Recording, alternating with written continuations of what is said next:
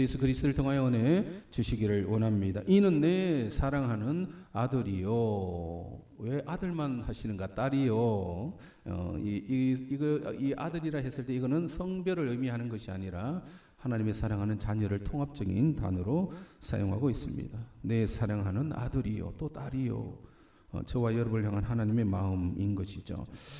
여러분, 부모에게 가장 소중한 것이 있다면 무엇이겠습니까? 당연히 자녀이겠죠. 부모는 자녀를 위하여 아마 최선을 다할 것입니다. 자신의 시간이나 자신의 땀방울, 노력, 또 열정, 또 물질, 심지어 자신의 생명까지도 자녀들에게 내어줍니다.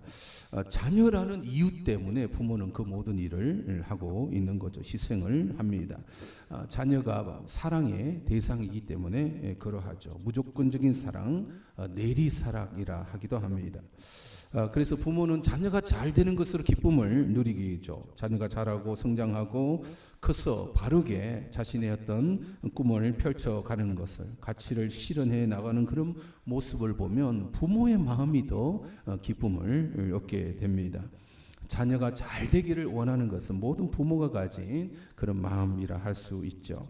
여러분, 자녀 입장에서도 내 부모가 누구인가에 따라서 많이 이제 달려질 수도 있습니다. 부모가 누구인가? 부모가 어떤 분이신가? 자녀는 부모로부터 많은 도움을 얻게 됩니다. 물질적인 지원뿐만 아니라 정서적인 안정을 제공하고 또 삶의 가치를 또 교훈하거나 아니면 그 태도를 통하여 무엇이 중요한지를 자녀들은 부모를 통하여 배우게 됩니다. 그래서 어떤 부모 아래서 자랐는가가 그 자녀에게 많은 영향을 끼치게 되죠. 유명한 영화 대사 중에 네 아버지 뭐 하시노? 라는 경상도 이 대사가 있어요. 네 아버지 뭐 하시노? 여러분 아버지 뭐 하십니까? 자녀들 시집장가 보낼 때 상대방 이제 어르신들을 먼저 묻잖아요. 아버지는 뭐 하시는 분이시냐? 왜 그렇습니까? 그 아버지로부터 자녀들이 분명히 영향을 받았기 때문에 부모가 누구인지를 살피게 되는 것입니다. 사랑하는 성도 여러분, 우리의 신앙은 하나님을 아버지라 부르는 것임을 여러분 믿으시기 바랍니다. 누가 아버지시라고요? 하나님이 내 아버지이시다. 하나님을 아버지라 부르면 우리는 그의 관계성에서 뭐예요? 우리는 그의 자녀가 되는 것입니다. 여러분, 하나님의 모든 관심사는 누구에게로 향하겠습니까? 그 자녀들에게, 저와 여러분들에게로 향하고 있는 것이죠. 하나님이 사랑하시는 아들과 딸로서 우리 이 땅을 살아갑니다. 육신의 부모가 어떠했던 이미 우리는 하나님을 아버지라 부르는 사람이 된 것입니다. 그래서 우리는 하나님 아버지와 친밀한 관계를 계속 유지해 가고자 하는 것이 이 신앙생활이라 할 수가 있습니다. 이것이 어떻게 가능했겠는가? 예수님을 믿음으로써, 그리고 오늘 하나 더 추가한다면 세례를 받음으로써 우리는 우리의 이 신분의 엄청난 변화가 일어난 것입니다. 우리는 교회에 속하여서 예수님을 믿고 세례를 받아 더 우리가 하나님의 자녀임을 우리는 고백하는 놀라운 신분의 변화가 일어난 것입니다. 여러분, 오늘 본문에 예수님이 세례를 받으시는 장면입니다. 여러분 13절 한번 읽어볼까요? 13절의 말씀 시작. 이때에 예수께서 갈릴리로부터 요단강에 이르러 요한에게 세례를 받으려 하시니, 이때가 언제인가가 중요한데 세례 요한이 광야에서 주의 길을 예비하라 준비하라라고 외침이 있었고, 그 외침에 따라서 예수님도 그 세례 요한에게 세례를 받으려 나오신 이때이죠. 요한으로부터 세례를 받으신 이 사건은 예수님의 생애 중에 놀라운 변화가, 중대한 변화를 이제 분기점이라 하죠. 놀라운 변화를 일으키는 분기점이 됩니다. 이때 예수님의 나이가 30세가 되었을 그때인데요. 이 세례를 기준으로 해서 예수님 이전, 그러니까 그 세례 이전에 예수님의 생애를 사생애라 부르고, 이 세례를 기점으로 이제 출발하게 되면 이걸 공생애라 이렇게 부릅니다. 사생애 무슨 단어입니까? 개인적인 사적인 영역에서의 활동을 사생애라 하고, 공생애는 공적인 영역 안에서 공개적으로 이제 활동을 하신 것을 의미하죠. 오늘 본문은 30세 이전에 예수님의 이 사생애가 어떠하였겠는가를 아는 것이 매우 중요합니다.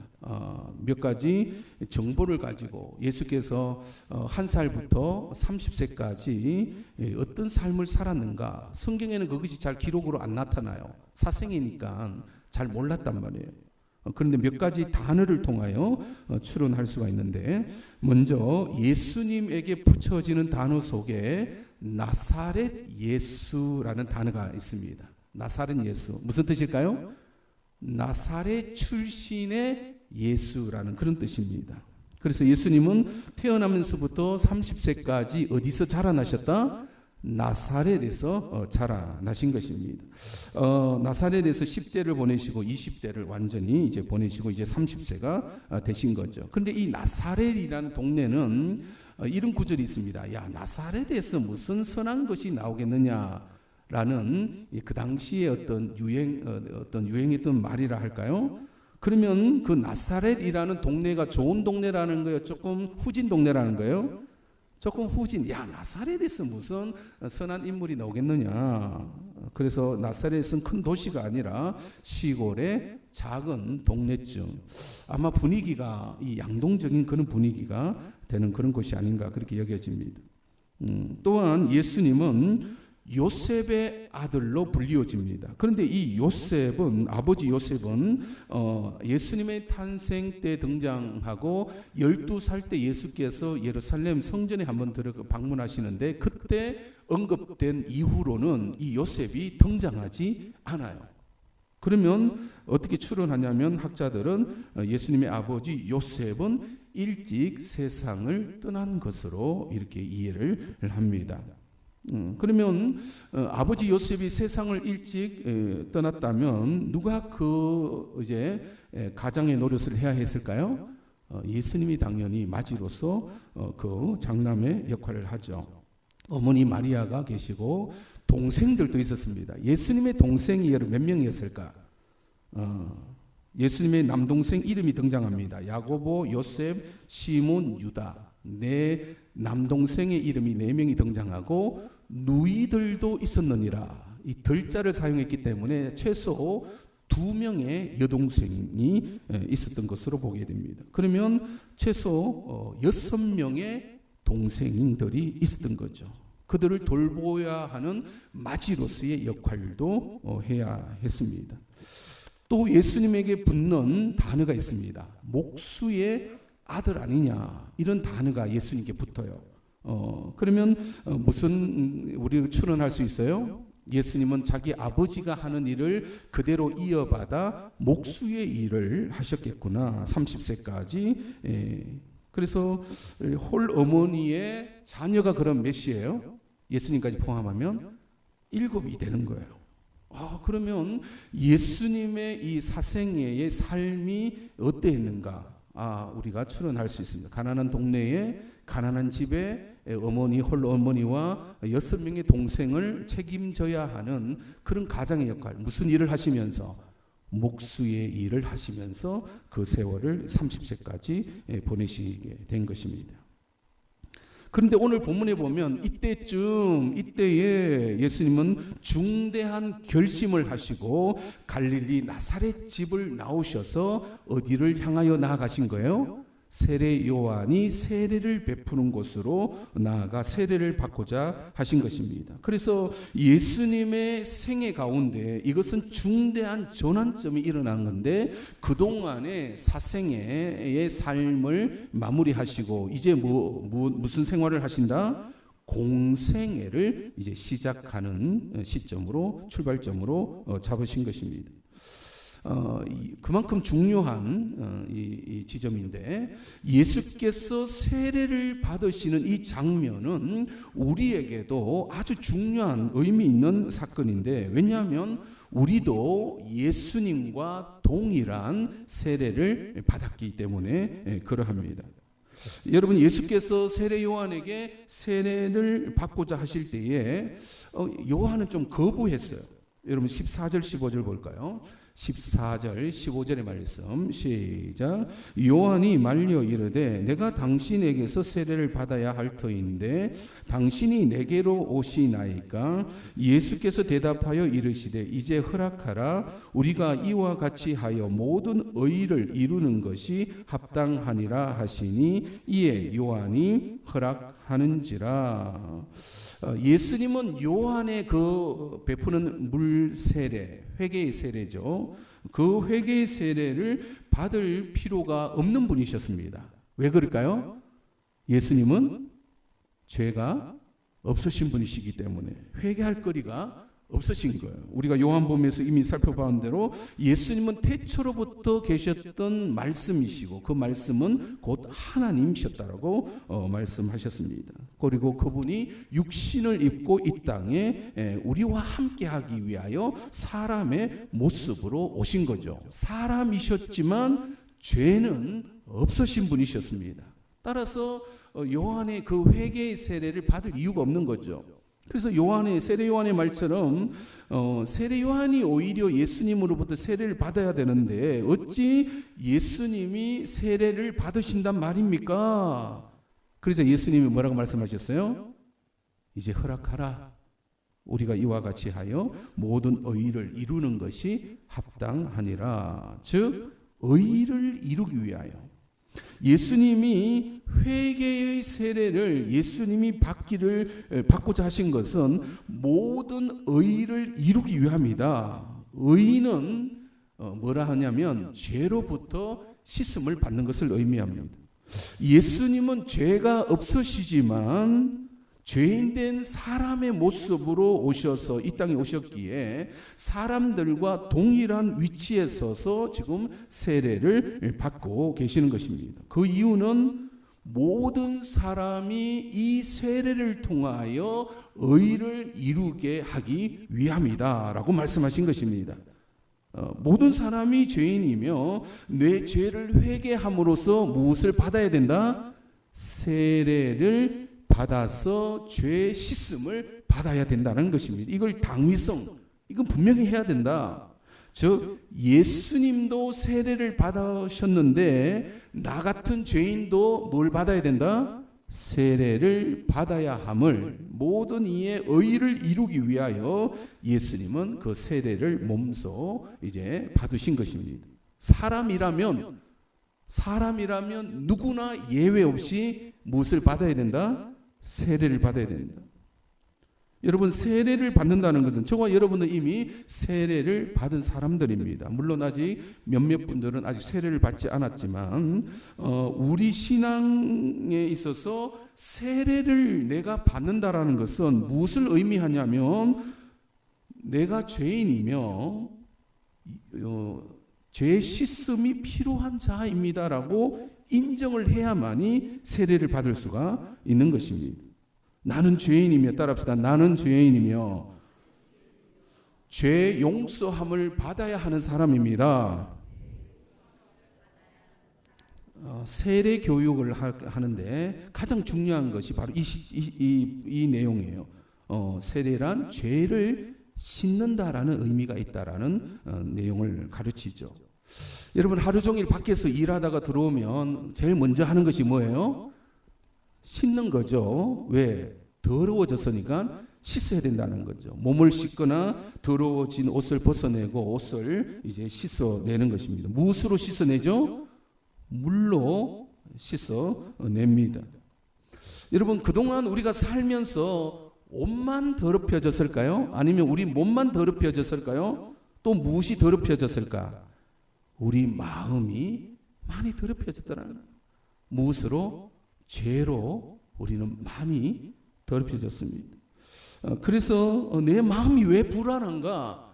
죄가 들어와 있기 때문에 그래요. 내가 왜 두려움이 내가 왜 느끼는가? 왜 밤잠을 내가 못 자고 있는가? 왜 우울한가? 왜 앞날이 걱정이 되는가? 왜 다른 사람이 가만히 있어도 그 미움의 마음이 생기는가? 이미 내 마음에 뭐가 들어와 있기 때문에 죄가 들어와 있더라라는 것이죠. 내 마음이 더럽혀졌기 때문에 불안해하고 걱정하고 또는 갈등하고 싸우고 막 이런 일들이 일어나더라는 것입니다. 그럼 무엇이 필요할까요? 더러워진 내 내 영혼을 씻어내어야 됩니다. 어떻게 씻어낸다고요? 자신의 죄를 회개하고 세례를 받음으로써 죄 씻음이 이루어진다라고 말씀하고 계시는 것입니다. 그래서 세례를 받을 때에 우리의 죄가 씻어졌음을 여러분 믿으시기 바랍니다. 물론 그 이후에도 이제 더럽혀지지만 그렇다고 세례 받는 것이 아닙니다. 그때 이제 회개를 하면 되죠. 여러분, 목사님이 내 머리에 물 좀 끼워 넣는다 해서 내 죄가 없어지는가? 너무 형식적인 게 아닌가? 여러분, 그렇지 않습니다, 여러분. 세례에는 놀라운 일이 일어나는데 오늘 사람을 대표해서 예수님이 세례를 받으실 때 어떤 일이 일어나는가를 이 장면에서 우리가 답을 찾을 수가 있습니다. 여러분 16절 17절 예수님이 세례를 받으실 때 어떤 일이 일어나는가? 16절 17절 시작.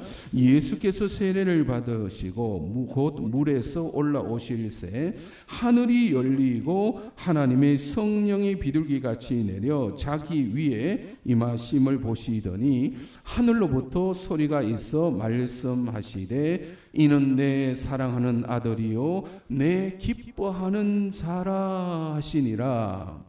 예수께서 세례를 받으실 때 이 장면 속에 성부와 성자와 성령 삼위일체 하나님께서 동시에 등장하는 아주 놀라운 사건인 것입니다.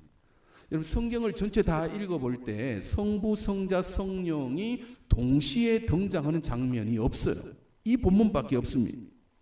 완전히 구별되게 나타나는 성자 예수님은 지금 세례를 받으셨고 예수님이 세례를 받으실 때 물에서 올라오실 때 하늘이 열리고 하나님의 성령이 비둘기같이 그 위에 내리셨고 또 하늘에서 소리가 있어 이 소리는 누구의 소리죠? 성부 하나님의 소리죠. 뭐라고 말씀하셨습니까? 이는 내 사랑하는 아들이요 내 기뻐하는 자라 하신 것입니다. 삼위일체 하나님께서 동시에 등장하여서 예수님이 하나님의 아들이심을 드러내고 계시는 것입니다. 이처럼 이 세례 사건은 예수님의 세례 사건은 분기점이 된 것입니다. 이전과 이후의 삶이 완전히 달라지신 것입니다.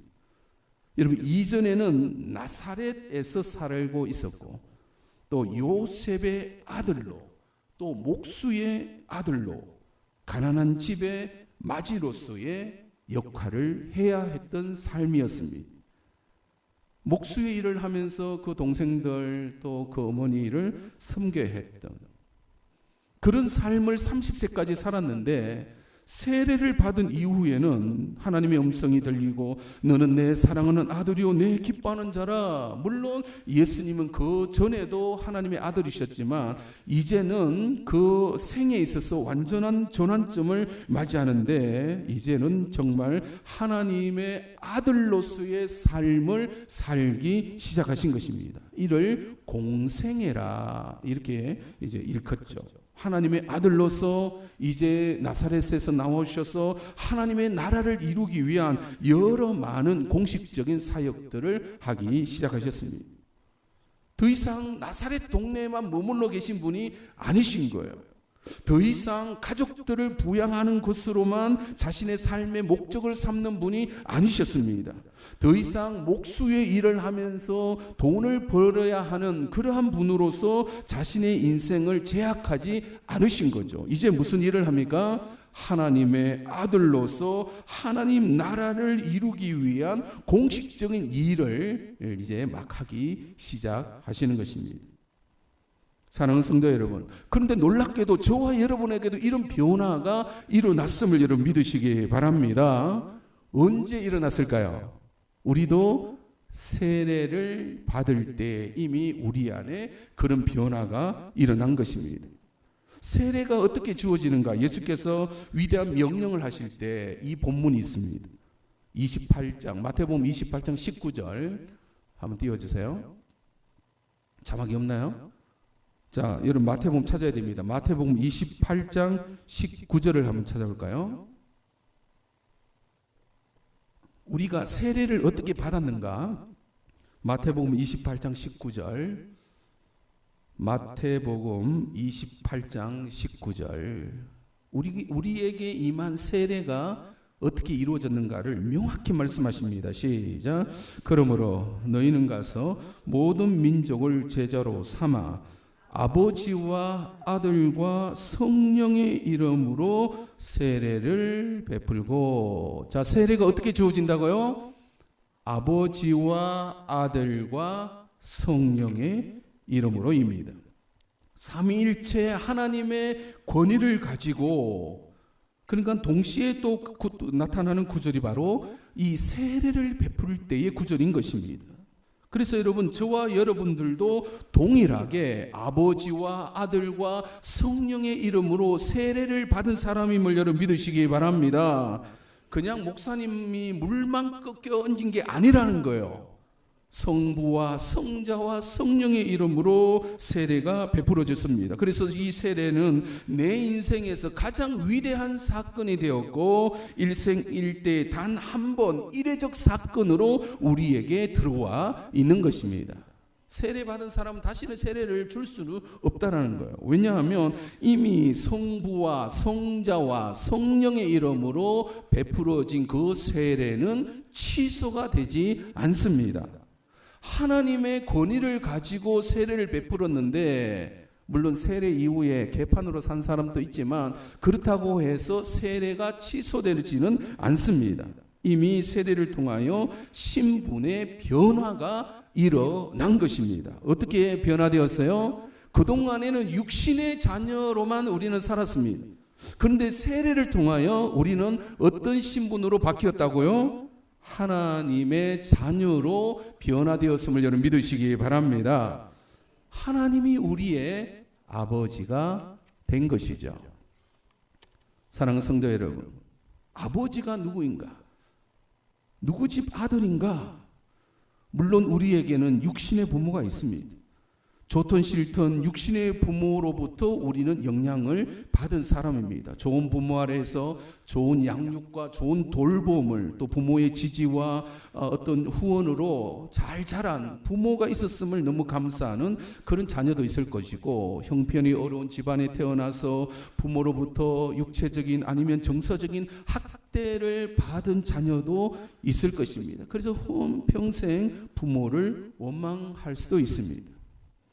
그런데 여러분, 우리가 교회에 나와서 예수님을 믿고 세례를 받았다면 이제 더 이상 우리는 육신의 자녀로 사는 것이 아니라 하나님의 자녀로 사는 자임을 여러분 믿으시기 바랍니다. 내 죄를 회개하고 성부와 성자와 성령의 이름으로 세례를 받았기 때문에 우리는 하나님의 자녀가 된 것입니다. 이는 내 사랑하는 자녀이다라고 하나님께서 인쳐 주신 것입니다.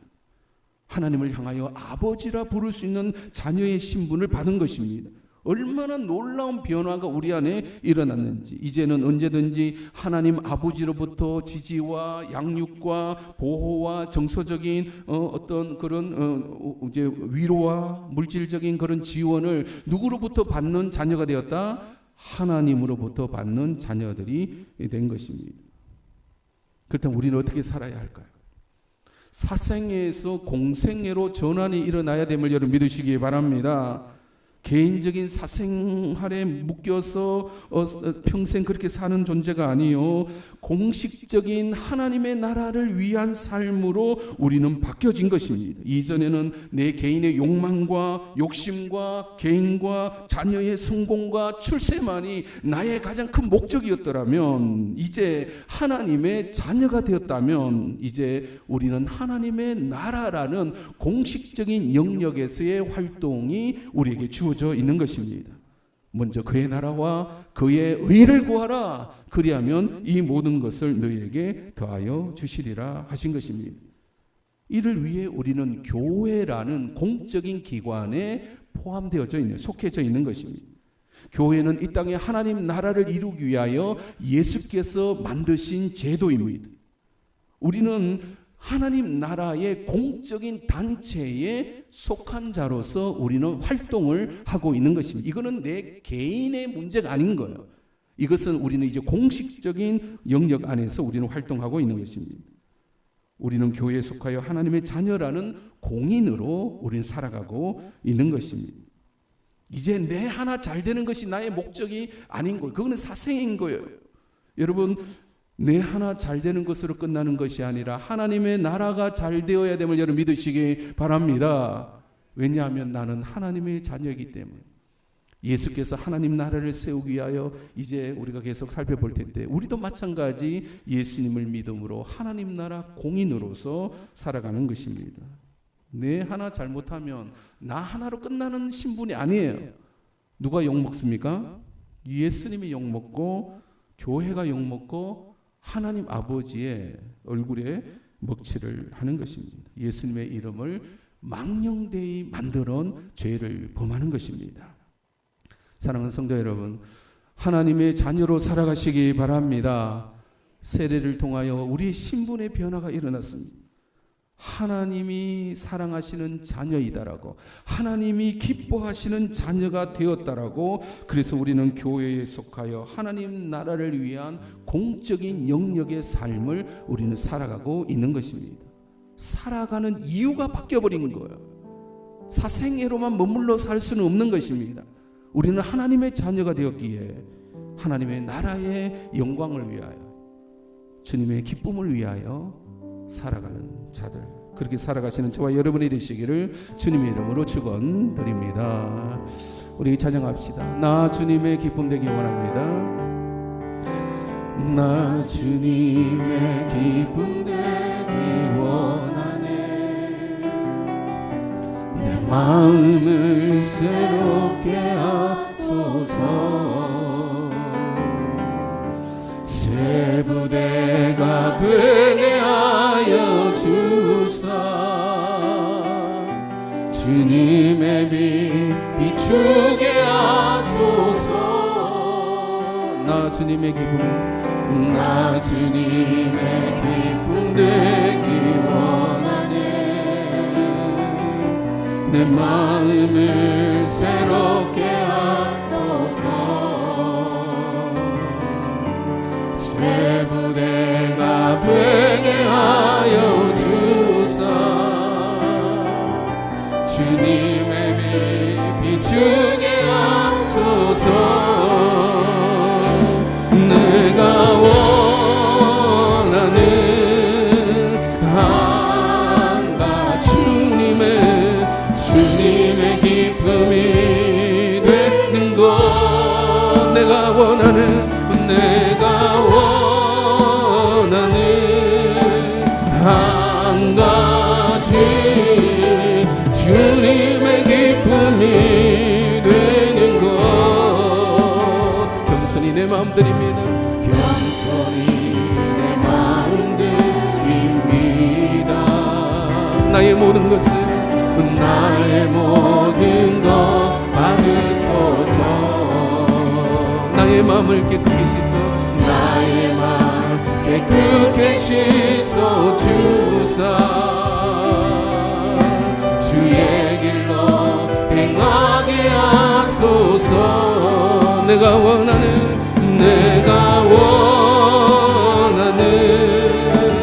한가 주님의 기쁨이 되는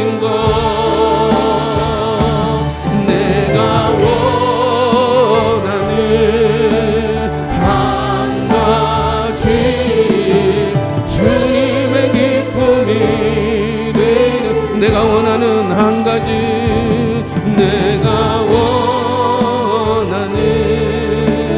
한 가지 주님의 기쁨이 되는 것.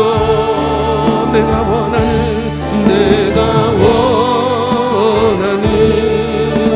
한 가지 주님의 기쁨이 되는 것. 우리 함께 기도했으면 좋겠습니다. 내가 육신의 자녀로만 이 땅에 그냥 내 잘난 것만을 향한, 내가 원하는 것만을 향하여 그렇게 살아가고 있잖아요. 근데 우리는 하나님의 자녀가 되었습니다. 성부와 성자와 성령의 이름으로 세례를 이미 받은 자입니다. 우리는 공적인 영역에서의 삶을 우리는 이제 살게 된 것입니다. 하나님의 나라는 주제가 있습니다. 하나님의 나라 면사무소가 교회인 거예요. 공적인 기관으로 세워져 있습니다. 우리는 거기에 속해져 있습니다. 우리가 하나님의 자녀라는 이 칭호에 그냥 개인적인 욕심과 개인적인 문제만 매달린다면 아직도 우리는 세례 이전의 삶을 살고 있는 것입니다. 그러나 이제 우리는 또다시 회심하고 회개하여 하나님 나라의 공적인 영역에서 우리는 매국교회라는 공동체에 속하여 하나님 나라라는 주제를 가지고 이 일을 감당하고 있는 것입니다.